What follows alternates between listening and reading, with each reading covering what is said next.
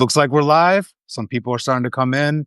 Hello. Thank you for joining. As you're rolling through, thank you. I'm Ahmed Baba, journalist, Substacker, tech person. You already know I'm out here just trying to promote, the truth, doing the usual. We have Greg Fish over here, old Rant Media colleague, still good friend who is also a technologist who is here doing the work, man. Great to have you. Thank you. Thank you. I'm just the professional weirdo that comes in every once in a while and says, no, no, don't do that. Don't do that. No, that's going to blow up. No, Just your exactly. professional wet blanket. Yeah, he's got Greg's also an engineer. And what we're going to do today is talk about kind of this big tech and not just big tech, frankly, media consumption, consolidation that we're seeing. And I call it consumption because right-wing billionaires are literally consuming our current media landscape. But I know there's a lot going on with the shutdown and everything. What's up, Arlene? See you in the comments. Also, as you're coming in, just housekeeping, hit the comments up. We will read them. Smash the like button, everybody, if you can, as you're coming in, so that other people can become aware of our conversation. And also subscribe. Hit the subscribe button if you're not already subscribed to me or subscribe to Greg. But make sure to smash that like button a lot. You can be liberal with it. There's no limited number of likes you could smash. So hit that up because what we're going to be talking about today is really important. Although we have the day-to-day news rumblings of the shutdown and other things, we're going to be talking about how right-wing billionaires are consolidating our media and what and how they use radicalization of young men as fuel for their profit margins. And not only that, what we can do to combat it, where independent media stands in this, and what social media and the internet after this will look like. So if you're interested in that, stick around because it's going to be a really, really high level conversation. And just starting there, like, right, how are you feeling about just like this moment we're in and the information ecosystem? It feels bad. For the simple reason that there's the realization that the web that I grew up with, like as a kid, is gone. Because when I was a kid, the web was just a wild west, basically, and that's why people were talking about, the web is going to usher in this era of freedom. The web is going to be unstoppable. You're going to be able to do all these things on the web, and no one will be able to control it. You couldn't. It was so decentralized. It was so difficult to look at it and say, okay, I'm going to do this one little thing and it's going to change like a vast swath of the internet. That just was not possible. It was very fragmented. And the only things that people had in common were the protocols in which they were running things. Yes, you had some common tools, but people ran their own servers. There were a lot of companies that were offering it. And then people could actually just, run it from literally their bedrooms. You could run a server. If you have a computer that was powerful enough, you could do it. It wasn't a big deal. And now you have, first of all, people clustering into giant social media platforms that are global with hundreds of millions, if not billions of users. You also have very few of these bedroom setups because honestly, if you had 100,000 viewers at the same time, 100,000 people hit your server at the same time, it would probably melt right there where it stood. So now people are going into, okay, well, we're going to have Amazon and we're going to work with Google and we're going to work with Microsoft and we're going to put all these things in the clouds where I don't have to worry about the configuration, the security, the upkeep, all of these things. But then the problem is that is also become centralized. So now your website runs on a massive conglomerate's servers. Your work has to be promoted on a massive conglomerate's platform. If they like it, don't like it, you're on their whims. If they change the algorithm, that's on your whims. You have much larger user bases you can appeal to, but also far fewer things you can support on your own because, again, the technology for that is pretty expensive. You may be spending $10,000 to put in your own custom server setup, and the question is, can it actually support what you're trying to do? And people expect more rich experiences. This video thing that we're doing right now, this is hundreds of megabytes per second. This is potentially, not necessarily. So to you on your device, it can be up to a gigabyte an hour, but you're sending hundreds of gigabytes per second across regions, across different setups, replication, everything of that nature. On the tech side, for sure. Yeah, it's very expensive. It costs something like $1,500 an hour to do live video. on the internet. So people can't really afford that, which is where these giant conglomerates come in. They say, we have the infrastructure. You don't have to worry about the infrastructure. We're VC funded. We have all of this stuff. You can just do whatever you want. You can post wherever you want. You can accumulate whatever viewership you want. You don't have to think about it. That was their pitch. But now they're saying, okay, great. So we have you where we want you. Maybe we don't want people to leave the sites anymore. So that brings me to, have you ever heard of this thing called zero-click internet?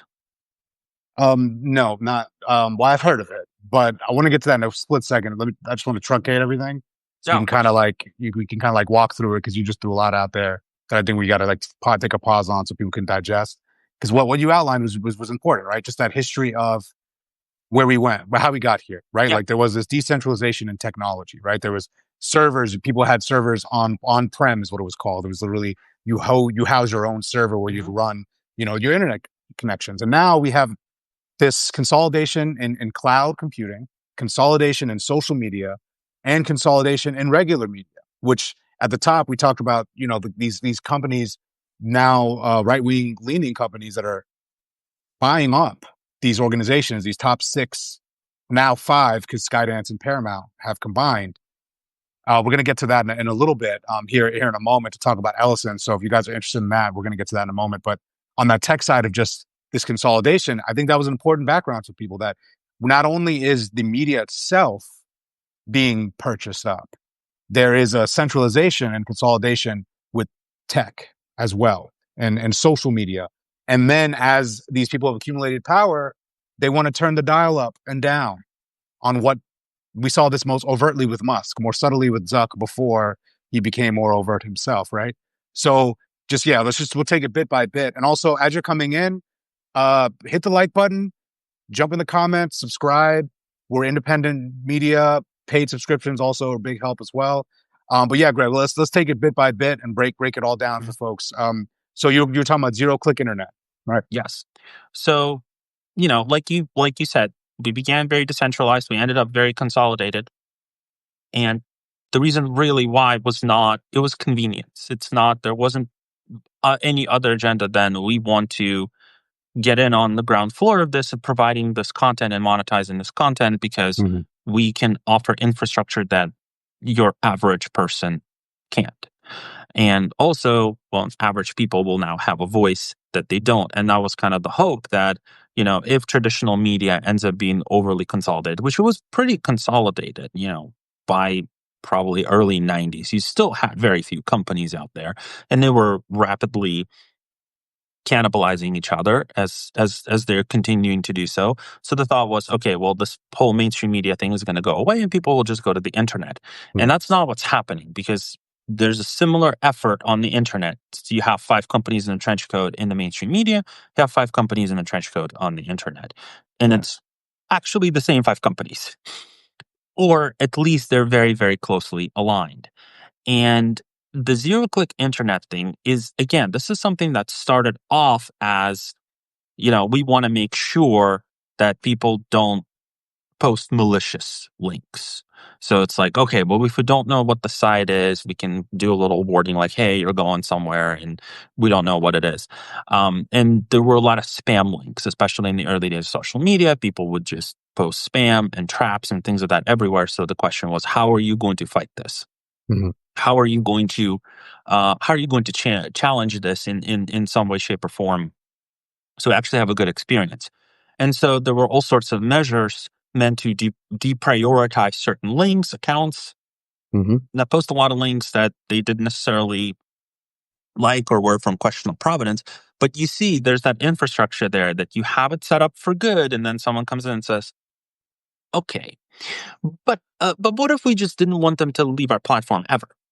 What if we just had them go to our approved media partners and not wherever they felt like? So we're going to dial down the visibility of certain posts and certain accounts that are posting things that we don't like, and we can just add it now. Now it's no longer just spam. Now it's things that we don't like. And the goal at some point is that we own all the content. You as a creator give us all of the content. We own all of it because those are the terms of service. And if you try to link people elsewhere, we're going to put all these scary warnings that, oh, this site might be laden with malware. You don't know where this site has been. Hmm. It's best to stick to us, the approved, the trusted source, and pretty much all the platforms are doing it. And you can talk to any website operator. I've certainly seen it on my end, and I have seen many media analysis, and I've seen a lot of people talk about it. They're talking about something like a 50 to 60% reduction in traffic. So this is very significant. This is turning down 50% of outflows on networks where the majority of the world's internet users reside.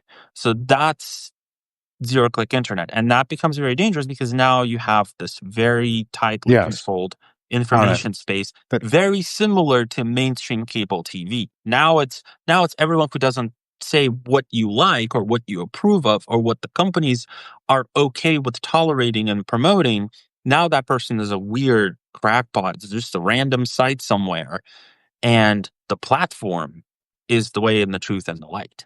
yeah. So these platforms are basically reducing outbound link traffic so people can't promote their own stuff. And now we're getting to the meat of what I really want to talk about today, which is this consolidation, right? So like we have where you have these platforms that are limiting the power of the creators on those platforms. They can turn up and down. I know on Twitter used to go significantly more viral than after Musk bought it because you could turn down the dial on specific content that you want. But now, in particular, one thing I think I really wanted, what our audience to know about is Larry Ellison and the Ellison Group. What they're doing right now should get the attention of everybody because we have effectively Larry Ellison, right wing billionaire, Oracle founder, friends with Donald Trump, ally, who is not only Skydance Paramount Mhm. that they've gone ahead and purchased and now have done a merger on, right? You have Paramount and CBS owned by the same company, and that's huge right there. You have CBS News within itself, and then you have Paramount, one of the biggest, one of the biggest movie production companies in the world. And then now he's potentially thinking about buying Warner Bros., which would not have happened under a previous administration's approach to antitrust. You would not be able to buy Warner Bros., which also has Warner Bros. Movie company as well as CNN. So we're talking CNN, CBS potentially being owned by the same company. Also, they want to purchase the Free Press, owned by Barry Weiss of Substack, who leans right? Who might run CBS. And on top of this, Larry Ellison is in line and involved to be one of the primary owners and controllers of the new US based TikTok deal. So we're talking, that's just one group. And then we have these other companies. We have Disney with ABC and others, which, luckily there was that capitulation with Jimmy Kimmel. But we have Musk over here owning Twitter. You have Zuck owning Facebook and Meta. You have these, and then now mainstream media, CNN might get eaten up by someone who leans right. Basically, just on the Ellison front, we're talking bigger media mogul than Rupert Murdoch if this goes through. Mhm. Maybe already, given what their ownership they have currently. What are your thoughts on on that and the worldview of Ellison and this consolidation that we're seeing? Well, when it comes to worldviews of people like Ellison, Ellison is very much your very prototypical tech bro. And I think just because he was doing it earlier than everybody else, let's remember he's 8,000 years old. Yeah, Not quite. He's what, 80 or something of that nature? he's old. He's old. He's old. Yeah, he's all of them are up there. Yeah, he's They're he's all up he's very. there. I just cannot recall his exact age off the top of my head, but I think he's around 80.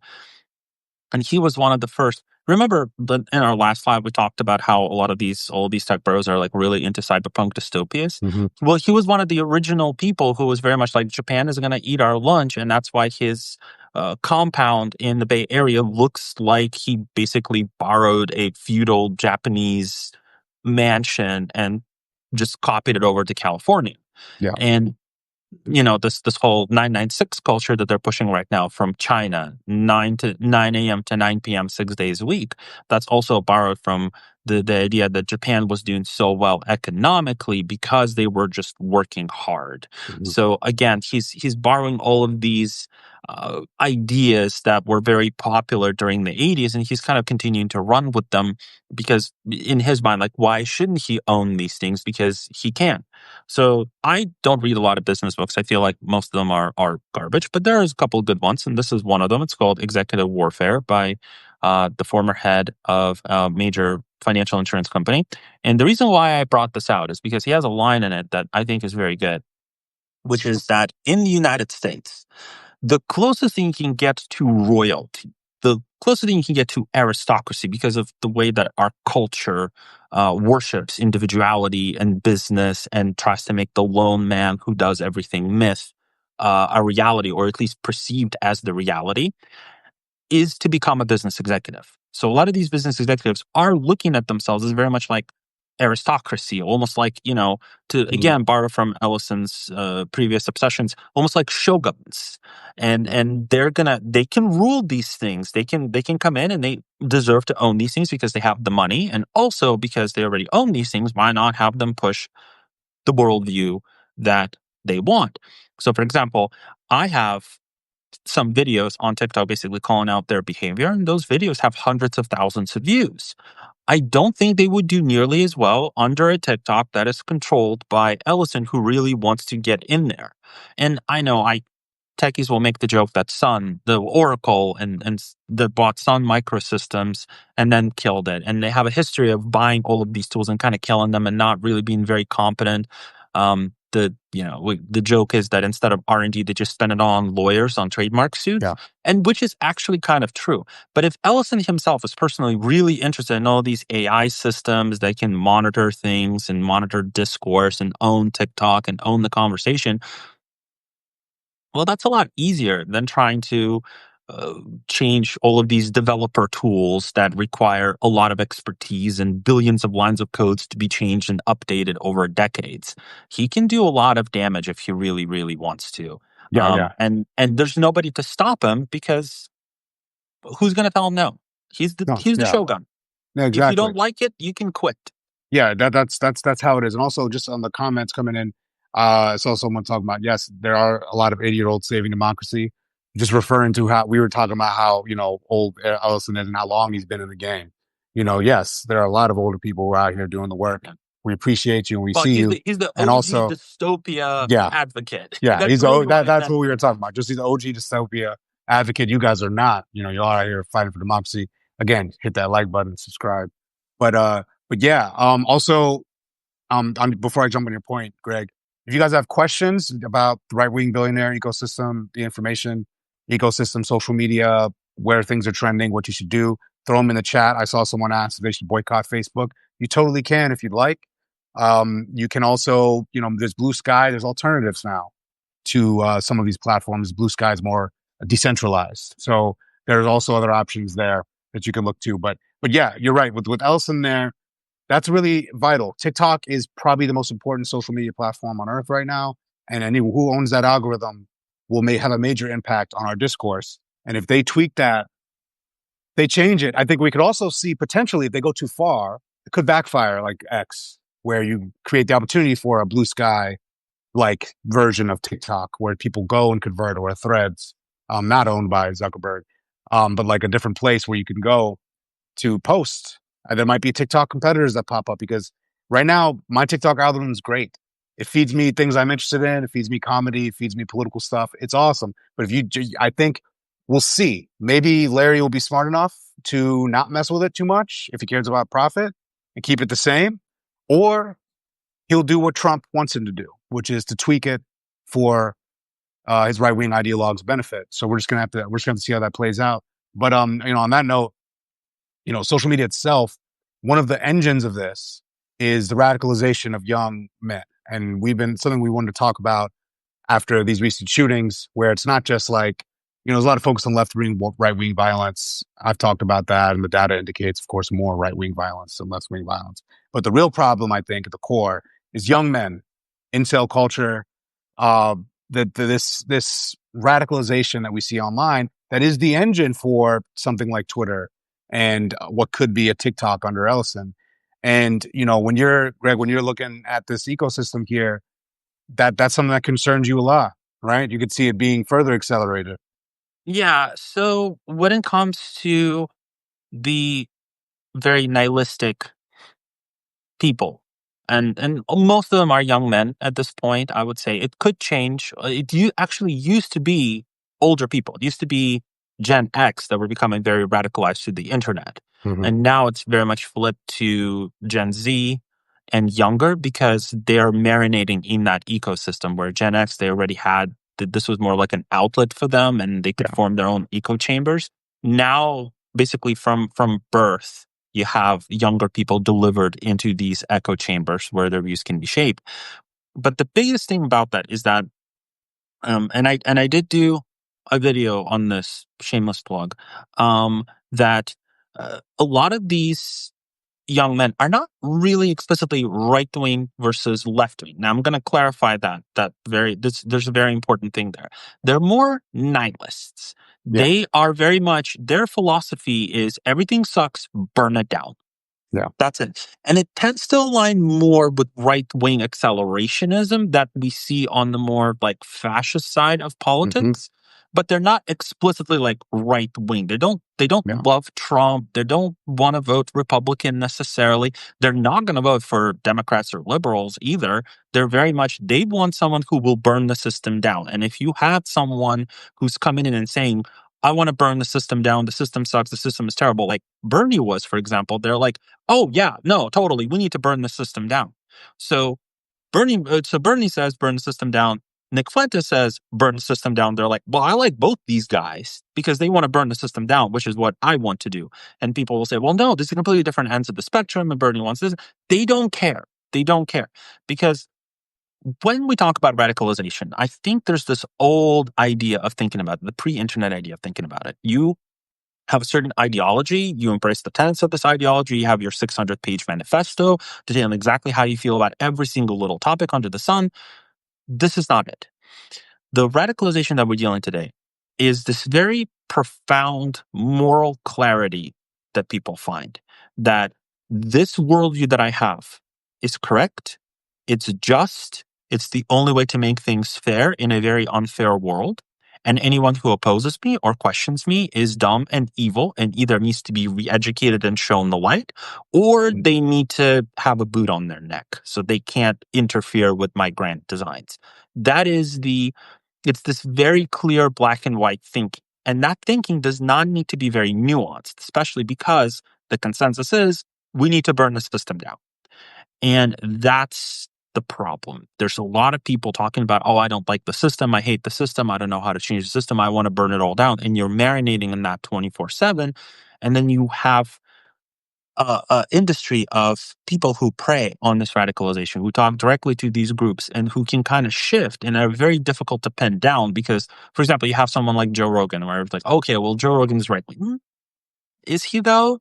He's anti-establishment to the core. He's very much speaks to the people who think everything is stupid and they want to burn it all down because he also, the minute that someone gets in power and does things he don't like, I hate the system, burn it all down. That's what a lot of all these comedy podcasts are. Everyone is stupid. We know that the system is rigged. We know that everything's bad. Just burn it all down. And there's a word for all of this, which is accelerationism. So this nihilistic accelerationism is what really took off online. Yes.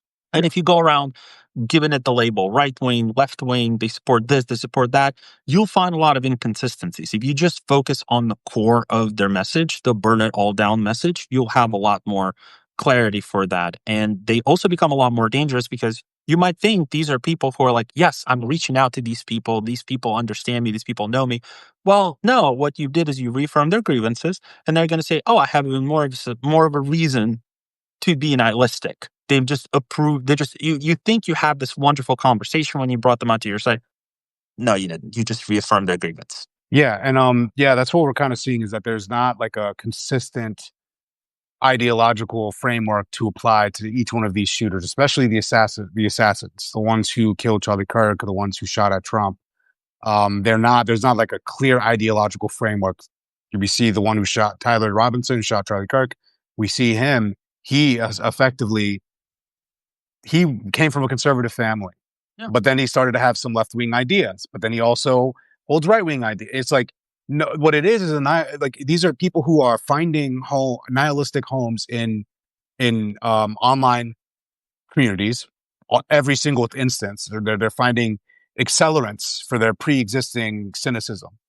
And yeah, we have Ariana in the conversations. It's hard to have conversations with male friends because of feminism, because there is a problem with men generally, that's happening, young men, where it's you know I've been lost before. I've had hard times. I had a rough, in high school. I was partying. I was losing my weight, but then I kind of found my own purpose. And I found them in books. I would read.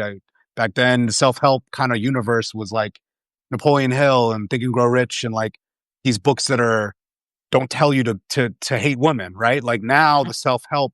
I think there's something people need to talk more about, where like when you're young, especially a young man, early 20s, late teens, you're the society, no matter what, whether or not we want to think about it or not, the society tells us we have to be the bread, we have to go make money, and we have to go get a spouse. We have to go get a partner. We have to make money. We have to be rich, and we need to move now, or we'll be nothing. That's what a lot of the messages that young people get, whether it's through our music, or, whatever. We got to go grind. We got to work. We got to provide.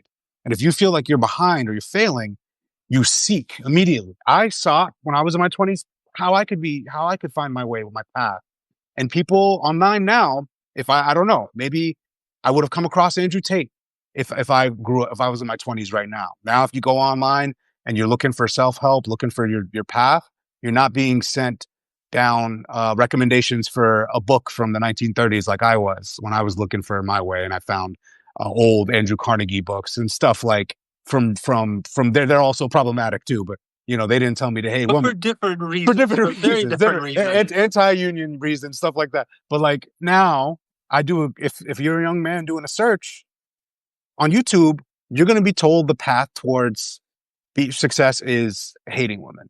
You're going to be sent down a rabbit hole, and then next thing you know, you're being promoted right wing content. Next thing you know, you're being sold on MAGA, and that's what we saw a lot last year. And that's where we can get to in a second. But the counter message to that needs to be a political message that tells people they can fulfill their own personal ambitions and dreams, not just like we all want to get by. No one wants to get by. Tell people they can achieve their dreams. That's something I think Dems need to do better. I don't know a single person I've met in my life that just wants to get by, which is a phrase people use like, oh, we just want to. No. Mhm. And I think that's something that makes you lose men to the other side, where Trump's promising people riches, even though he's not providing, right? So I don't have to throw a lot out there, but yeah, it's like I think it's young men trying to find their way and being sent down these rabbit holes that are being monetized for these billionaires' profit. Yeah, and it's extremely profitable content because it sucks people in, because even if you don't agree with it, it's outrageous. And I'm a married man. I've been a married man for a while. And even if I indicate in any way to an algorithm that I like traditionally masculine things, and I do. I like cars. I'm a pretty decent shot. I did mixed martial arts So you're a and Republican. What did? absolutely loved I'm it. just kidding. Yeah, and but if I indicate I have interest in any of these things, the algorithms are just boom. By the way, have you heard how horrible women are? Especially if you're a married man. Exactly. Married women hold you back in life from your accomplishments. No. I'm like, Yeah. Jesus Christ! No wonder all of my single friends are complaining about the kind of people that they meet. I would have never had a date in my life if I ever followed this path. But the problem is you already have people who are fairly, especially young people, they're fairly socially isolated, and they express, this desire to also do traditionally masculine things like the ones that I mentioned, because they're fun. They want to do them. This is kind of just like, you take your first boxing class and you're like, oh, this is pretty cool. Let me Yeah. look at like boxing videos and things of that nature. And you look up the boxing and they're like, hey, by the way, there's a guy in this kickboxer named Andrew Tate. And by the way, he tells you women are the worst. Yeah. And this is Exactly. how you can make a ton of money by joining his pyramid scheme. Oh, I mean, his Yeah. academy. It's a pipeline that allows a lot Yes. of grifters to monetize on it. And then all of these platforms, this is where the billionaires come in. They take a cut out of every Yes. single little transaction. That's why they're promoting this radicalization, because every single Exactly. ad, every single transaction, every single view, they get a cut. They get a penny here, a penny there, a penny somewhere else. And before you know it, they're reporting quarterly results going, we made $50 billion. Exactly. Why turn it off? Exactly. You're right. And now we're cooking. This is the meat of what I wanted to get to. And everyone, if you're watching, stick around, because we're just getting cooking. We have a little bit longer. hit that like button, hit the subscribe button.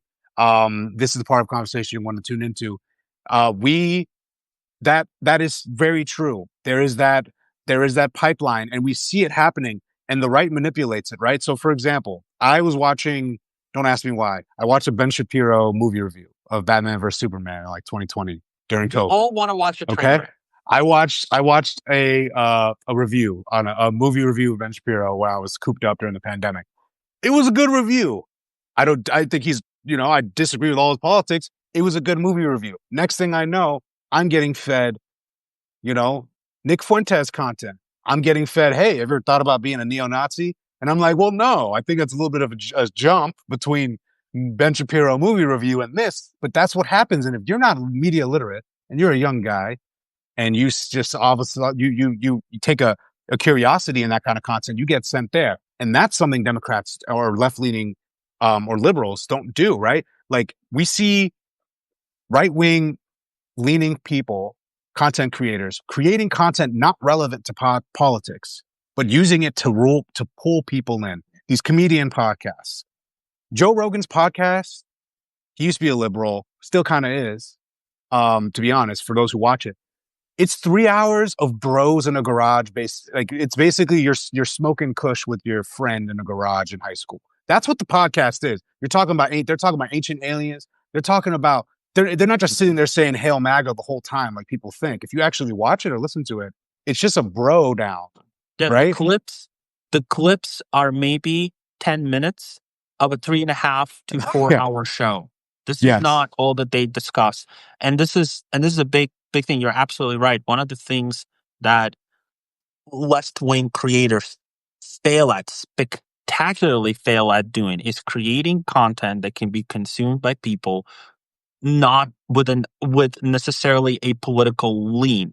It Yes. may be it's something that should be informed by your politics. It come from the heart that reflects your values in your opinions that you give it. But it's not explicitly just political moralizing. There's a lot of political moralizing that happens on the left. But then the problem is not so much, okay, well, they keep talking about all this woke stuff. But no, it's actually good to talk about the reasons why diversity is good, the reason why equality and equity aren't the same thing. It's good to talk about these things once in a while, but it's not good to just pound people over the head with it and they say, okay, I get the message. What's next? There's nothing. There's just more of the same. People lose interest. So what can you offer them that is more interesting? So one example that I found, and by the way, I'm glad that you mentioned books and finding your purpose in books, because that's actually kind of was my thing as well. When I was younger, I found a lot of purpose in sci-fi books, looking at all these technologies. And as I was Mm-hmm. learning more about engineering and putting things together, because that's always been an interest of mine, I was like, I want to make that. I want to grow up and do work on this and do this Mm-hmm. and do this and do that. And this is going to be my purpose. I don't know exactly how I'm going to do it, but I'm going to figure it out. And but some of the book content can be like, let's talk about these stories, let's analyze these books, let's analyze these sci-fi franchises, let's talk about the values that the characters have, let's talk about the point that the authors are trying to make. And all of that adds up to media literacy, because then when Mm-hmm. you encounter this very stylish right-wing content, you can listen to them and go, wait a minute, aren't these guys kind of full of shit? Yeah, you can say I can see what they're doing, and another on that note, like that's why it's so important. Like I see, for example, fandoms, right? Like like fandoms have been really a lot of them. I just say it broadly too, because a lot of them have been infiltrated by like right wing thinkers, right? Like Star Wars, for example. There's this account, Star Wars Theory, right? I'm a big Star Wars fan, for those who don't know. And this guy, never really political, always acting not political, just started subtly seeding right wing ideas throughout the reviews and the content. Oh, this is woke, or this, like Star Wars is woke now. Like starting to and then those phrases, when you hear them from the Republican politicians, right? You're like, oh, this is the side that agrees with me, right? So it's that kind of stuff. And then now where you could see a shift, because politics is, it's, I think they feed each other. It's not like politics is downstream from culture or vice versa. I think it's intermingled. And I think what we see with Andor, for example. Have you seen Andor yet? Yep. Andor, probably one of the greatest pieces of anti-fascist art I've ever seen in this generation, and it came from Disney, and it's a Star Wars show, but you don't even have to watch Star Wars. It's just like there's like a character in there that writes literally an anti-fascist manifesto that some of the best anti-authoritarian writing I've ever seen. And this has had such a cultural impact that we see it just like how in 2015, like the Resistance was named after Star Wars. Like the Mhm. Force Awakens movie dropped and Trump won. And then like now we're seeing these Andor signs going around. So I really think politics is impacted by culture. And I think what these little creators need to do more of is creating content about these shows, about content that interests people, about sports, about music, and doing it through a lens that like leans people towards good values. I mean, obviously, people would argue that was just Hollywood for decades, which it is true. Hollywood is primarily ran by liberals for the most Well, part. Hollywood's number one value is money. Let's Well, not yes, forget that. but But at the same time, you're right. the '90s The especially. boys, for example, speaking of anti-fascist Yes. entertainment. But I think Andor was as effective as it was because Andor showed fascism what it actually is. It isn't, Hmm. here's this charismatic leader and makes a cult of personality. No, it's this faceless bureaucracy that crushes you down, dehumanizes you, turns you into a cog. The rules are made up and it's whatever that regime wants and you have to obey. And if you step out of line, they will kill you where you stand. And that is viscerally terrifying to people, too, especially in an individualistic society like the Anglophone world, like the United States. The United States is probably the most individualistic country on the planet, as far as a lot of studies say. Yeah. And for a culture like that to see this depiction is viscerally nauseating. Yeah. And that's what is so effective about this kind of content. You can show, not tell, because that Yes. one show does the work of 7,000 moralizing 3-hour long videos about the dangers Yes. of fascism. That's so true. And what we're seeing because of that is those signs of like I have friends everywhere. If you haven't seen the show and you're watching, definitely go check it out because it's so powerful in depicting the quietness of fascism. It's the echo. The echo is literally the tactics. People were comparing something that happened in the show. I won't ruin it to what we saw the LA riots, or the LA, not riots, LA, see, look at me, I was a victim of propaganda. LA protests, and how the National Guard was deployed and what we saw in DC. And there was parallels. Like people are seeing the parallels because they watched a show that taught them how authoritarianism works. And if you're a young person watching that, it's never going to leave you. You are forever impacted by that. And that's why you need more content that is more overt and less, general, like, media literacy is hard you know, to teach, but like you can see those messages, like the movie Wicked, for example. It was pretty much about in the musical. Uh, person was Trump, but I see a lot of MAGA people that loved it, and for some reason told themselves Trump was Alphaba. I don't know if you're a Wicked fan or someone has watched it on the No, stream, but sorry. basically it's like a total misreading of it.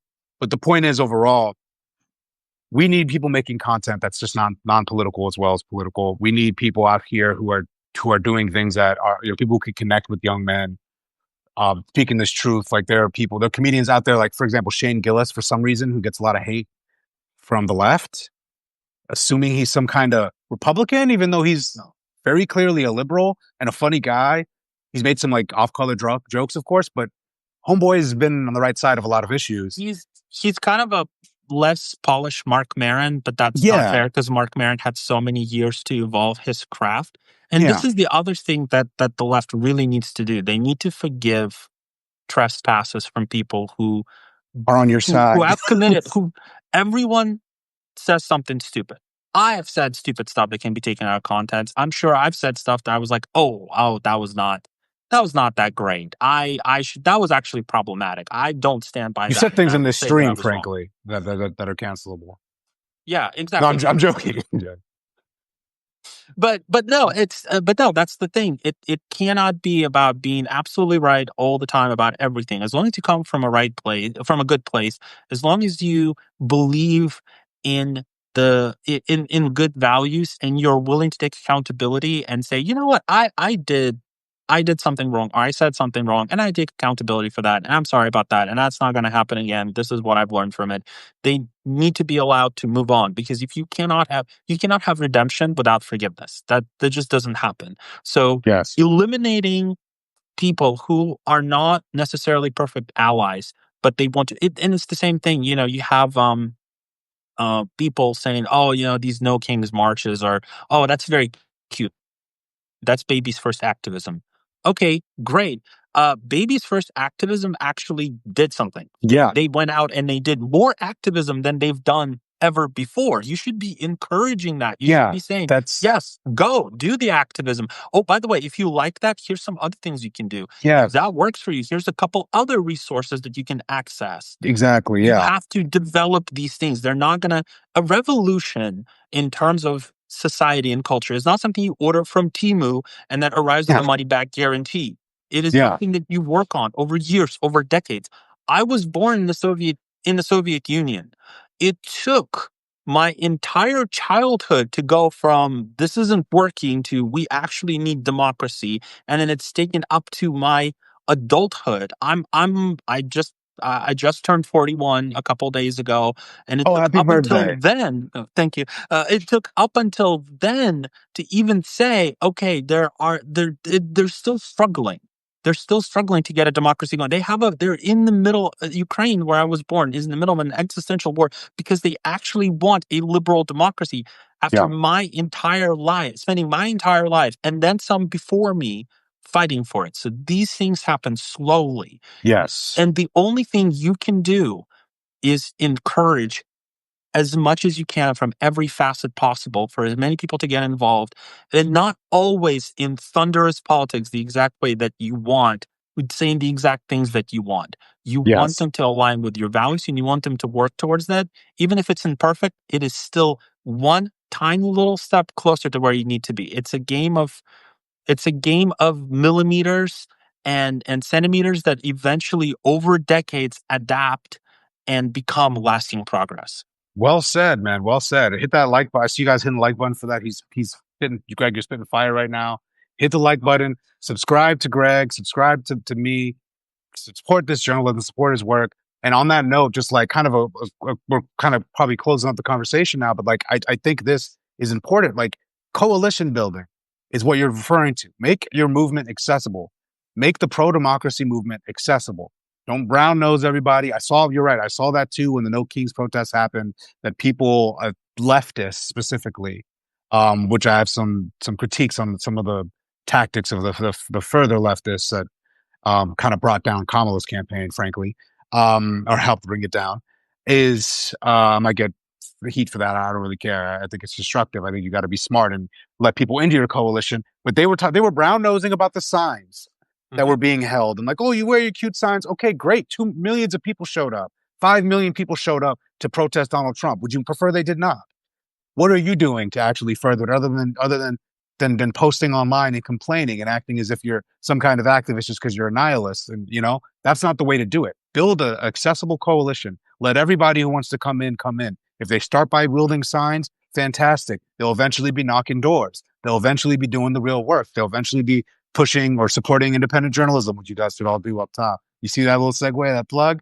Look at that. Yeah, very It smooth. worked. You're pro at this. I'm getting Almost better like at you it. do this for a living. I'm getting better at it. I'm getting better at it. But yeah, like, you people are gonna be moved to do more work if you make it accessible. And that's really what it's about. And it takes a while. And you were born in the Soviet Union, so your perspective on this, before we even go, just kind of like I want your take on, because I'm more hopeful. I think we're not end of the rope here. I think, you've been in an actual authoritarian regime, you know, are, are you as optimistic as I am? I mean, I'm still really, really worried, but I definitely don't think people are thinking we're too far gone. We should give up on elections. You're not there. The minute that you give up is the minute everything is lost because there's a very grim but also hopeful expression from Ukraine that I've learned early on. Надежда умирает последней. Hope dies last. The minute you lose hope, it's all over. And if you're out of hope, there's always spite. You can tap into that. But this is the thing about resisting authoritarianism is that you do it because you don't want to give them an easy win. Authoritarians derive their legitimacy and their power from people giving up, Yeah. from people fearing them, from people just doing what they tell them to do, to just by complying. If you make it hard, Even if you do comply at the end because you feel like you have no choice, but you've made it difficult for them. They say, I want you to fill out this form and go and arrest this person. No, I'm not doing that. You can have somebody else do it. That already slows them down. Yep. The more crap you can put in the machine of authoritarianism, the slower and less efficient it turns, the more legitimacy they lose and the weaker they look, because the Yes. time between the edicts and them being enacted starts getting longer and longer and longer, and things fall apart. And Yep. they're trying to speed run this at a ridiculous rate for which Mhm. the United States wasn't built. And frankly, you see things coming apart at the wheels. And when it Exactly. starts really affecting the majority of Americans are not going to stand for this. The vast majority of Yes. Americans who are currently just sitting on the sidelines are doing it because, you know, there's this caricature that everyone who voted for Trump is this very dedicated MAGA zealot. No, there's a huge number of people who voted for Trump because they said groceries are expensive and gas is Mhm. expensive. They were cheaper under Trump, so if I vote Trump in, then they will be cheap Yeah. again. They That's literally it. weren't thinking. That is the Yeah. beginning, middle, and end of the thought they gave it. When they realize this is not happening, they're going to go out, out. I want him. I don't care if he thinks he's They king. already are. Drag the Yeah. military in there and get him out. They already are. And on this note, I just want to point out, like, there's 2 points of that. Is that you're so right on the defiance. I literally wrote about this in a recent article, and just like with the Jimmy Kimmel thing, for example, like that was enormous. People act like, although the people did pressure Disney, Disney still brought it back, but it was the people, right? Like with their pocketbooks, almost 2 million Disney Plus unsubscribes that happened, that led to that reversal. And those acts of defiance, the simple no's. The thing is, Trump doesn't have this unlimited power yet. He does not. And that's what people don't get. He has the power we give him at the moment. When the FCC pressures Disney and they caved, that if they didn't reverse it, that would have been power they gave Trump. Now suddenly we're talking maybe Seth Meyers is next, maybe Jimmy Fallon is next. Then you start a cascading effect. The people said no, and then Disney said no, and then now that's done. Right? Now that's one thing that's out. Now that's one thing that's too far. Whereas if they caved, every time you caved, you're ceding more ground. When Harvard said no on the federal grants and sued, another line was drawn, right? Like everyone was complying, and it's the dominoes started to fall. And now what I think is going to end up happening, especially with this popular opinion move, I was so sad when Tim Cook, who I actually admired way well before this, made that little thing, that little golden thing for Donald and caved. I think we're going to start to see big business titans start eventually. Not right now, because they're all cared about their mergers or whatever. But once the bottom line hit to their pocketbooks and their market cap hurts more than a potential hit from what the Trump administration could do, that's when the decisions shift. That's what happened with Disney and Kimmel. And people need to get, like, Trump does not have all these powers yet. The Supreme Court has yet to grant it to him. There a lot of this stuff just tied up. Right now, we're in appeals limbo for a lot of the power. So, like, we're not in dictatorship yet. He can't unilaterally cancel elections. Most of the battleground states, which we'll soon to find out that the 2022 elections were one of the most important ones ever because of how many Democrats were in control of battleground states because of that election. He can't single-handedly, unilaterally fix the midterms like people are afraid of. It's impossible. I don't care what conspiracy you believe in. It's not possible for him to do it. He wants us to feel that he can do these things. He wants us to be afraid that he can go into any city. He does not have the legitimacy or the power. They lost that LA case. Until he has the power, don't believe he has it. You can be afraid. We can all be afraid. But Greg, you literally grew up in the Soviet Union. You saw it firsthand. And if you, of all people as well, are not, we're on the exact same page, it seems. I think everyone else can also see that we're not gone yet. And I think Homeboy's cooked next year. I think he's headed for lame duck status, and he's absolutely cooked. And then he's going to head to George W. Bush approval numbers, and then JD Vance is going to get cooked in 2028. And then we have to rebuild. I know it's going to be a hard few years, but we were here before. We were in the Trump admin thinking it was over that summer of 2020 when he was pillaging Lafayette Square. We were scared. But look at what we are. Look at where we were. We had 4 years of Biden. We don't know where we're going to be a few years from now. So my message and Greg's is to hold on to hope. And do something. That's really what it is. It doesn't Yes, have to do be big. something. It doesn't have to be big. I always say that one of the funniest things that I think I've ever done on the radio is I went on nationwide Canadian radio, and during one of my segments, I referred to Trump as a rabid can of cheese was occupying the White House. Yeah. And they ran that as a promo for months advertising the show. And I'm still proud of that. And if I lose my citizenship over You that, did that. then that is a hilarious story to me at that point. I can go in Yeah. and I can say, "Hey guys, guess what I did to lose my American citizenship?" You're all Yeah. gonna laugh. You're all gonna laugh. No, that's great. Like, yeah, as long as you have that. Like, I have something. I cooked Scott Jennings on CNN, so like I have that. I got into a debate and I won, and I can lean on that when Yeah, I can think about and that that's from my and that again deportation pivots side. back to and that again pivots back to humor and any way that you can kind of just like roll your eyes at a regime. They hate that. They hate Oh, that so they much. don't. They hate like you know. First off, Stephen Miller. Bald community does not accept him. We until you commit. He's not fully committed. Also, there's that aspect. He doesn't shave, so he's not full member of the bald community. And even if he was, we reject him. But that's number one. First, that's number one, just for me as a representative of the bald delegation. Number two, he's the most mockable. These people are the biggest weirdo losers, incel loser lames, just absolute uncool, nerdy, geeky. Not nerds aren't bad, They but I'm know talking it. about like they're You saw how they they're melted down. losers. You Like, saw how they melted down during the past election when someone just said, "Wow, these guys are just a ooh, bunch of weirdos." And I will hold to this day that the reason why Miller and his wife were ran out of their community is because cats went missing, and everyone was like, "Hey, Steve, why do you have so many like little graves in your lawn?" And he was started screaming in German about the Untermensch and how he's going to crush them under the Unified Reich. And they're like, you gotta yeah, go, dude. We can't have you lowering the property values." I'm convinced that that's exactly what happened. yeah. I mean, there are just the biggest rejects. He has a coalition of rejects that are in there fulfilling their internal voids. You have to remember, one of the last things I want to say is that if you feel miserable and sad during this time, know that Donald Trump is more miserable than you could ever be. He has a bottomless void of insecurity that he can never fill. So he tries to just fill this void with power and, you know, all this stuff because he just can't feel this insatiable need to be loved that he never got from his dad. Mary Trump. This is from Mary Trump's book, and this is even me saying it. She's the one that identified that. So like these people are not they're not coming from positions of strength. They're coming from positions of weakness. Donald Trump is politically weak. The administration is weak. Republicans looking to lose the midterms.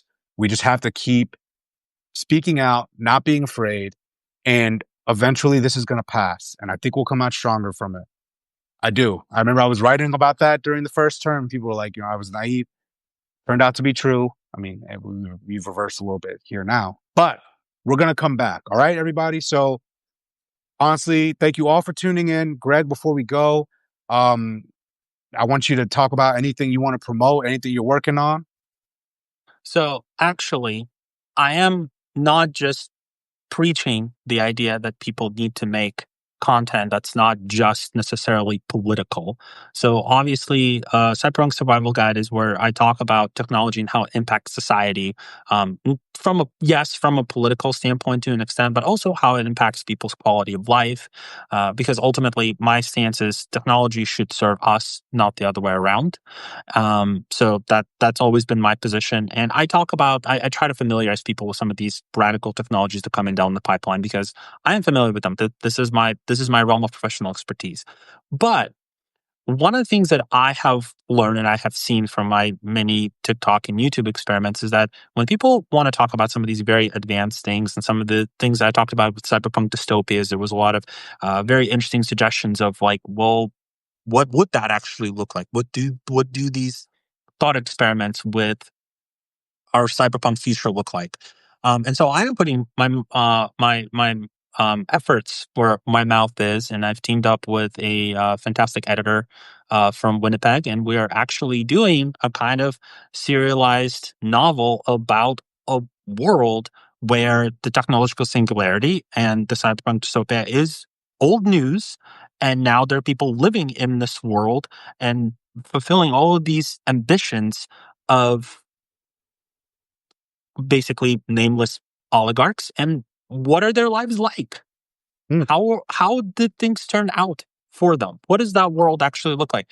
Not just the bad, but also some of the good things, because there's definitely new technologies that make life easier. There It's not a universally terrible experience for everyone. So yeah, I feel like that's going to be a more interesting way to talk about some of these concepts. Yeah. And if you are into sci-fi things, yeah, Yeah.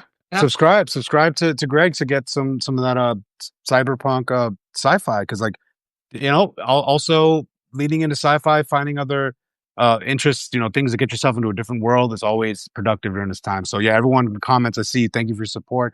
Thank you, Rev Mary Phillips, for those comments. Thank you, Adriana, for your comments throughout. Arlene, we saw you. Everybody in these comments, thank you so much for watching. If you can, hit the subscribe button. If you haven't already, subscribe to Greg. If you haven't yet, for me, subscribe to Ahmed Baba News. I'm out here doing pro democracy journalism. And if you are able, become a paid subscriber, because that is the engine that runs all of this. I know, like I talk about this often, but Kamala's campaign raised $1 billion in grassroots money, and now it's gone. Right? Imagine if even a fraction of that went to independent media. Right? Where would we be? What kind of ecosystem will we have? Grassroots money can go, and I think should go, to independent journalists and independent media organizations. A lot of them here on Substack, a lot of them on YouTube, that I think should be backed, because that's how you get an ecosystem that can withstand the right wing consolidation we've been talking about throughout this episode here at the beginning. I'm going to drop a recording of this. If you missed the first part, we got into social media, right wing billionaire consolidation of media. And if you want to back and combat that, an actionable way to do that is to support independent media, so that there is, when you have so many people out here, it's harder for Trump to play whack-a-mole and target every single voice. He can target companies, you can't target every single voice. So support independent journalism, subscribe to me, subscribe to Greg Fish, and thank you guys for joining us. All right? thanks everyone. See you.